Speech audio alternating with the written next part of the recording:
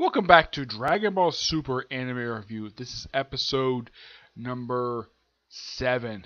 This is reviewing the 85th episode of the Dragon Ball Super Anime, though this is the dub. I technically have already watched this whole series, but I'm watching now the whole thing dubbed. This is what episode is called The Universes Go Into Action, each with their own motives. Now, this goes all over the place. It just determines the story. It starts off with seeing the Supreme Kai of Universe 11, where he's meeting with all the other universes who are up consideration to be erased. I think it's like all but 3. I think it's like Universe 1, I think Universe 12, and I think that's it. With the exception of those, I think it's about 2 or 3. It's like 4 universes actually immune.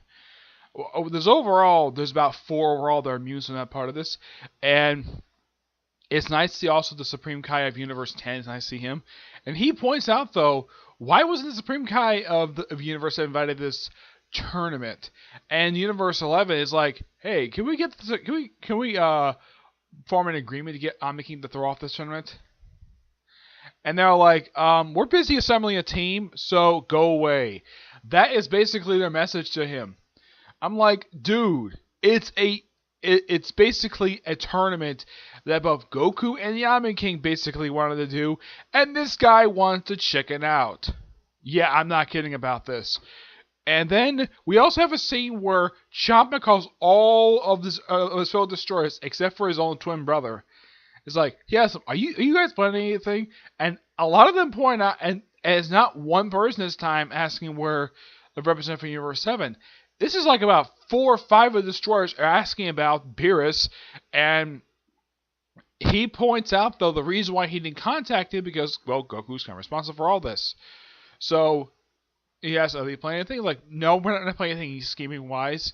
Which, okay, now, in the case of the Destroyer, of the 2 of them, I think the Destroyer one, in my opinion, it's not exactly like paranoia on the part of Champa. I mean, I think that this particular scene was handled a lot better than it was with the Supreme Kai one. Yeah, the Supreme Kai one, it's like the Supreme Kai Universe 11. The guy is a buffoon. Yeah, I really don't care for this guy at all. I have nothing wrong with his dub actor. Nothing against him or his performance. It's the way he's written. I just don't care for him. It's like he just doesn't want to do this tournament at all. He wants to get called off. He just wants to be bored. Yeah, and a lot of them point out, though, because this whole meeting is completely pointless anyways, that, yeah, a lot of them be against each other, but a lot of them point out, though, that trying to reach out to the Anakin King to call up this tournament is a complete waste of time. And all of them point that out, though, and then the meeting just abruptly ends. In the case of the Destroyer one, they're not exactly asking Zeno to call up the tournament per se, it just basically update progress, which is fine. And we also get a chance to see a little bit of this episode of Universe 11. Yeah, we actually go to Universe 11. This is one thing I do like about these preparation episodes, is that we only see stuff from Universe 7, we also see stuff from the other universes. The only other ones we see this whole thing is just basically Universe 11 and Universe 6. And that's it. Nothing from Universe 9, surprisingly. No, nothing from Universe 9. Let's see. Oh, yeah. You have the debut of 3 of the people who become a part of the Universe 11 team. There's this general guy who's kind of partial cyborg, Densro, who he himself, and was later pointed out by Champa, he looks almost exactly like Beerus. Well, I actually pointed out before the dialogue for Champa basically pointed out. I saw like, man, he looks a lot like Beerus. Well, there kind of is a reason why he looks like Beerus. Because the animators are lazy and just reuse Beerus' design for him. Despite they turn from a cat into a rabbit. And because he's a rabbit, his power is based upon speed. And they have him, Top, and the general guy take out this giant creature of a B-movie. It was a pretty good scene. It was a nice way to show out the Pride Troopers.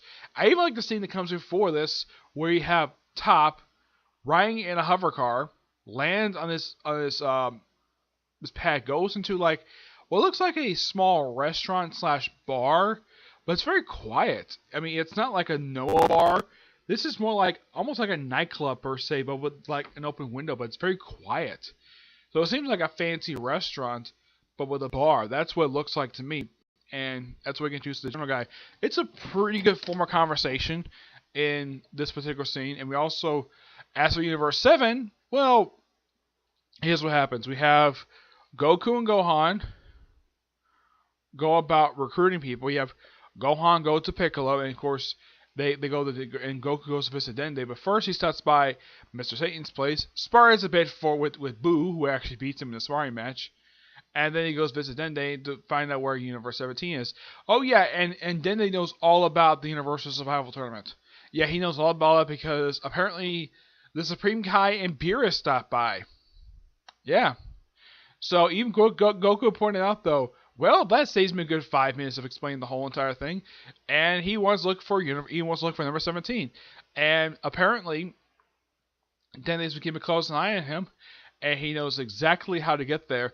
They don't show particularly in this episode, but now I'm not sure why they cut it out of this particular episode, but yeah, they cut it. I don't know why it's not included part of the episode, because I remember from the sub it actually kind of ended for that scene of you have Dende put his hand on the ground of the lookout, the power pole which connects the lookout with Curran's tower, that gets sort of like lifted, gets like it de-extended, like it shrinks down, and it moves over top of it. Apparently, the lookout can actually move.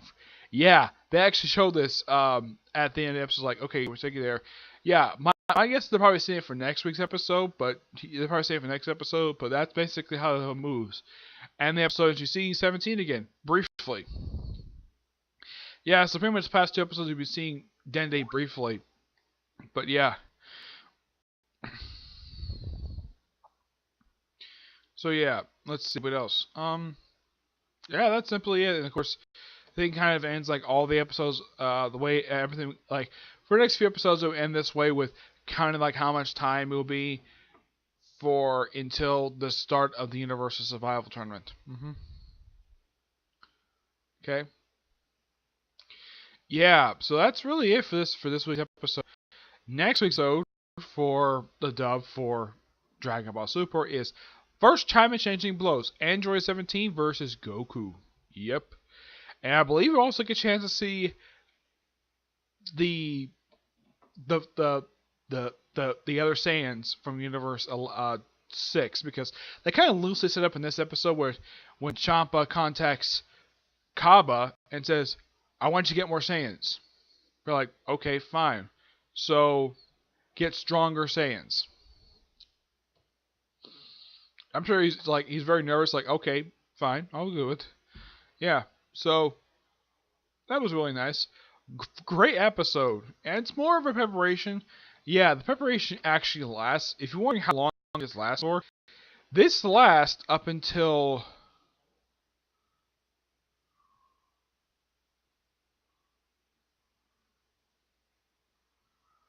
let's see, episode 96. So yeah, they actually it's 97. Yeah, so basically this whole preparation thing goes on from the beginning of this particular saga up until episode number 96. That's actually the end of the preparation.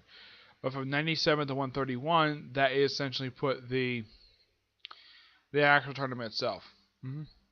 So that's it for this particular review. Stay tuned for my reviews of One Piece, Boruto, JoJo's Bizarre Adventures, manga reviews, My Hero Academia, and Hunter x Hunter, and even Rape Master. Yeah, I'm actually going to do the first. I didn't have time yesterday to do the first part of Rape Master review, but today I will, okay? But do this next review. Bye.